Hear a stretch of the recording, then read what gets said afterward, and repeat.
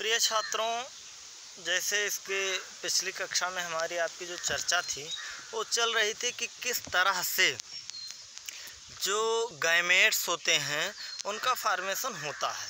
हम विशेष रूप से आपको परिभाषा बता रहे थे गैमेटोजेनेसिस की। The process in which the formation of gametes is known as gametogenesis. अब जब बात आती है मेल एंड फीमेल गैमेट्स की, तो मेल गैमेट्स आपको याद होगा बताया गया था स्पर्म को कहते हैं, और जो फीमेल गैमेट्स है याद होगा वो ओवम कहलाता है। अब स्पर्म के फॉर्मेशन की प्रक्रिया स्पर्मेटोजेनेसिस, ओवम के फॉर्मेशन की प्रक्रिया oogenesis के नाम से अलग अलग जानी जाती है। तो कल की अर्थात पिछली कक्षा में हमारी आपकी जो चर्चा थी वह इस बात पर हो चुकी है कि जो स्पर्मेटोजेनेसिस है वह स्पेशली स्पर्म के फॉर्मेशन पर बल देता है और स्पर्म का फॉर्मेशन होने की प्रक्रिया है, जिसमें हमने आपको कल डिटेल से बताया और पढ़ाया समझाया गया, और मैं अपेक्षा करता हूं कि वह समझ में भी आपके आया होगा। अब जहां तक बात है oogenesis की, ओवम, अब इसमें गैमेटोजेनेसिस की प्रक्रिया में दो चीज़ें सम्मिलित हैं, spermatogenesis as well as oogenesis। Spermatogenesis एक लाइन में अगर देखें तो formation of sperm, oogenesis formation of ovum. अब जब इसका जो स्पर्म है इसका फॉर्मेशन टेस्टिस में होता है, जो ओवम है इसका फॉर्मेशन ओवरी में होता है, दोनों ही, या मेल जो टेस्टिस होता है मेल प्राइमरी सेक्स ऑर्गन होता है, और जो ओवरीज होते हैं फीमेल प्राइमरी सेक्स ऑर्गन्स होते हैं। अब जब हम स्पर्मेटोजेनेसिस की प्रक्रिया का और स्पर्म के स्ट्रक्चर की संरचना डिटेल में कर चुके हैं, तब उसी के सापेक्ष हम दूसरे टॉपिक गैमेटोजेनेसिस के अंतर्गत उसी के दूसरे हिस्से पर चर्चा आज करने वाले हैं। जो दूसरा हिस्सा है वह है oogenesis। अब oogenesis में ओवरी की संरचना, स्ट्रक्चर ऑफ ओवरीज, और उसके बाद ओवम के निर्माण की प्रक्रिया, ये ढेर सारी चीज़ों में क्या कैसे होता है इसकी चर्चा यहाँ पर आपसे विस्तृत की जाएगी। जैसे आपको स्पर्म में चर्चा की गई थी, इतने संख्या में स्पर्म का फॉर्मेशन होता है, ये होता है, इतने स्टेप्स में होता है, ढेर सारी फाइनली या जितने भी एक्सेसरी डक्ट हैं टेस्टिस से होकर के और एक्सेसरी डक्टों से होता हुआ जाता है, तब यह मैच्योर होता है, और उन डक्ट्सों में इनके लिए मैच्योर होने के लिए इनके लिए एंजाइम और जो प्रमुख चीज़ें हैं उनका जो है सिक्रेशन वहाँ से होता है। आज हम चर्चा वाले हैं टॉपिक oogenesis। सबसे पहले oogenesis की परिभाषा, ये तो रही एक लाइन में परिभाषा। अब हम आपको एक और परिभाषा बताते हैं, और जो थोड़ा सा उसमें थोड़ा सा और एक आध शब्द ऐड करेंगे। तो इस प्रक्रिया के अंतर्गत the process of formation of A mature female gamete, the process of formation of A mature female gametes is called oogenesis. The process of formation of a mature female gametes is called oogenesis. अब आप समझ गए होंगे कि oogenesis यह एक ऐसी प्रक्रिया है जिसमें मैच्योर फीमेल गैमेट्स के फॉर्मेशन के निर्माण, यह एक ऐसी प्रक्रिया है जिसमें पूर्णतः परिपक्व फीमेल गैमेट या मादा युग्मक का निर्माण होता है, उसे oogenesis कहते हैं। Which is markedly different from spermatogenesis. Markedly different होता है, थोड़ा सा ये स्पर्मेटोजेनेसिस से डिफरेंट होता है। oogenesis is initiated during the embryonic development stage when a couple of million gametes mother cell oogonia are found. और इस तरह से oogonia जो एम्ब्रायनिक स्टेज का डेवलपमेंट होता है फीमेल का, मिलियन गैमेट्स मदर सेल जिसको oogonia कहते हैं, गैमेट मदर सेल को, का निर्माण हो जाता है। उसके बाद विच इज़ फर्टाइल ओवरी, जो प्रत्येक फर्टाइल ओवरी में होता है, जो बच्चे होते हैं जन्म लेते हैं शिशु होते हैं उनके ओवरी में, फीमेल ओवरी में होता है।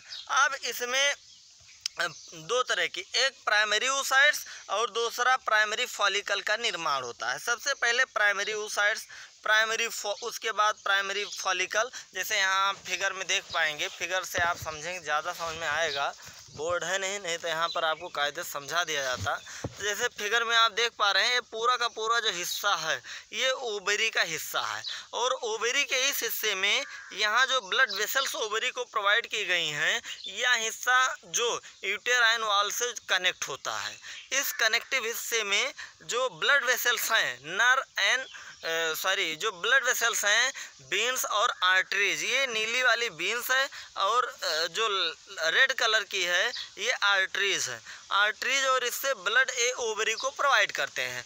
अब यह जो ओवरी है, ओवरी में ब्लड वेसल से प्राइमरी फॉलिकल का निर्माण होना, प्राइमरी oocytes और प्राइमरी फॉलिकल, प्राइमरी oocytes, जो प्राइमरी oocytes होते हैं, जब इसके ऊपर एक थिन लेयर का निर्माण सर्कुलर आकृति में, एक थिन, यहाँ आप देख पाएंगे बहुत छोटी छोटी जो आकृति है, ठीक उस छोटी छोटी आकृति में इसके ऊपर एक फॉलिकल, एक लेयर का निर्माण हो जाना, तब हम उसको प्राइमरी oocytes से, वह स्वतः चलने वाली प्रक्रियाएं हैं, इनमें किसी प्रकार की एंथ्रोपोजेनिक एक्टिविटीज़ अर्थात मानवीय हस्तक्षेप नहीं हो सकता, मानवीय हस्तक्षेप। तो यह स्वतः चलने वाली प्रक्रिया है, तो स्वतः में यहाँ पर जो ये इसका निर्माण होगा, यहाँ आप देख पा रहे हैं ये प्राइमरी oocytes हैं, oocytes के ऊपर जब फॉलिकल एक लेयर चढ़ जाती है तब हम उसको प्राइमरी फॉलिकल के नाम से जानते हैं। प्राइमरी फॉलिकल जो होता है, each primary oocytes then get surrounded by a layer of granulosa cells। जब इसके ऊपर प्रत्येक जो प्राइमरी oocytes हैं इनके ऊपर ग्रेनुलोसा नामक कोशिका की लेयर चढ़ जाती है, तब हम उसको is called the primary follicle. A number of these follicle degenerate during the phase from birth to puberty, और तमाम जो है लाखों की संख्या में ये जो फॉलिकल, इस तरह से फॉलिकल स्ट्रक्चर बनते बिगड़ते रहते हैं, ये डिजनरेट होते रहते हैं, और बनते, डिजनरेट का तात्पर्य धीरे धीरे स्वतः समाप्त होते रहते हैं और बनते रहते हैं। यह एक ऐसी प्रक्रिया है।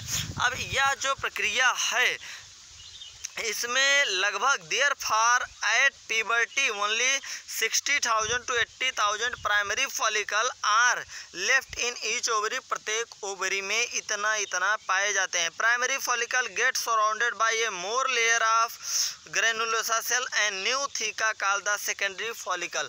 और जब प्राइमरी फॉलिकल में, यहाँ आप देख पा रहे हैं, यहाँ ये प्राइमरी फॉलिकल है, जब यह थोड़ा सा और बड़ा होता है और more layers of granulosa cells, then these are called secondary follicle, तब हम इसको सेकेंडरी फॉलिकल नाम से जानते हैं। अब यह सेकेंडरी फॉलिकल जो होता है soon transform into the tertiary follicle, और यह बहुत ही जल्द soon transform, secondary follicle soon transform into tertiary follicle, और यह जो है बहुत जल्द ही टर्शियरी फॉलिकल में चेंज हो जाता है। जो टर्शियरी फॉलिकल है, tertiary follicle which is characterised by a fluid filled cavity called antrum, और फ्लूइड फिलेड कैविटी होता है जिसे हम एंट्रम नाम से जानते हैं। इस तरह से यह फॉलिकल एंट्रम की भांति कार्य करने लगता है। The theca layer is organize into inner theca interna and outer theca externa, और जो थीका लेयर्स होती हैं इनमें इनर को इंटरना और जो आउटर होती है उसको एक्सटर्नल और इंटरना और एक्सटर्नल नाम से जाना जाता है। It is important to draw your attention that it is at this stage that the primary oocytes within the tertiary follicle grows in size and complete its first meiotic division it is an unequal division, और इस तरह से secondary oocytes में इनका equal division होता है, ये change हो जाते हैं। एंड सेकेंडरी oocytes, अब इस तरह से आप देख पाएंगे जैसे टर्शियरी फॉलिकल शोविंग एंट्रम को शो कर रहा है, ग्रेफियन फॉलिकल इसको कहते हैं जब यह ओवम पूरी तरह से विभिन्न प्रकार के अनइक्वल डिवीज़न जो इक्वली डिवीजन्स होते हैं उनमें होता हुआ secondary oocytes retain bulk of the nutrient rich cytoplasm primary oocytes, और इस तरह से जब यह कंप्लीट मैच्योर हो जाता है इसके अंदर, तो जो इसके ऊपर के फॉलिकल हैं, जो फॉलिकल्स हैं, जो लेयर्स है पाई जाती है सेकेंडरी oocytes। देखिए स्टार्ट कहाँ से हुआ था, प्राइमरी oocytes, लेयर चढ़ा, प्राइमरी फॉलिकल, एक एक स्टेप में बता रहे हैं। उसके बाद प्राइमरी फॉलिकल चेंज होता है, जो प्राइमरी फॉलिकल होता है वह चेंज होता है एंट्रम में, और एंट्रम से सेकेंडरी फॉलिकल, सेकेंडरी फॉलिकल से सेकेंडरी oocytes, और सेकेंडरी oocytes में चेंज होने के बाद कई डिवीजन्स होते हैं या चेंज हो जाता है टर्शियरी फॉलिकल्स, और टर्शियरी फॉलिकल्स के बाद यह ग्रेफियन फॉलिकल में चेंज होता है। ग्रेफियन फॉलिकल के बाद यह ब्रेकडाउन फॉलिकल जो लेयर्स होती हैं ब्रेकडाउन करता है, और वह लेयर कार्पस लुटियम नाम से, यहाँ देख रहे हैं ये यहाँ पर ग्रेफियन फॉलिकल हो गया, यहाँ से जब यहाँ पर पहुँचा कंप्लीट मैच्योर था ओवम, यहाँ से जो है इस फॉलिकल को ब्रेकडाउन फॉलिकल हुआ और ओवम निकल गया, यहाँ से जो फॉलिकल बचे इनक्लोज्ड हो गए, इनको कार्पस लुटियम कहा गया, और इस तरह से ओवम जो होता है फॉलोपियन ट्यूब में पहुंच गया। निश्चित समयांतराल पर निषेचन न होने के कारण यह ओवम धीरे धीरे सरकता हुआ जब यूटेराइन में जाता है, यूटेराइन से जाने लगता है, उसी समय यहाँ से निकलने वाले विभिन्न प्रकार के जो हार्मोनल हैं प्रोजेस्टेरॉन वगैरह, उनके कारण यूटेराइन वॉल में कंट्रैक्शंस होता है, जिसके कारण ब्लीडिंग की जो प्रक्रिया है वो यहाँ से प्रारंभ हो जाती है। इस तरह से जो oocytes है, oogenesis है, oogenesis की पूरी प्रक्रिया यहाँ पर इस तरह से कंप्लीट होती है। और oogenesis में इस पूरी प्रक्रिया में ओवम के निकलने की इस प्रक्रिया को ओव्यूलेशन कहा जाता है। Ovulation secretion of ovum from the ovary, mature ovum का जब ओवरी के मैच्योर ओवरी के हिस्से से सेक्रेशन होता है एट वंस अ मंथ, एक मंथ में एक बार, इस पूरी प्रक्रिया को ओव्यूलेशन के नाम से जाना जाता है।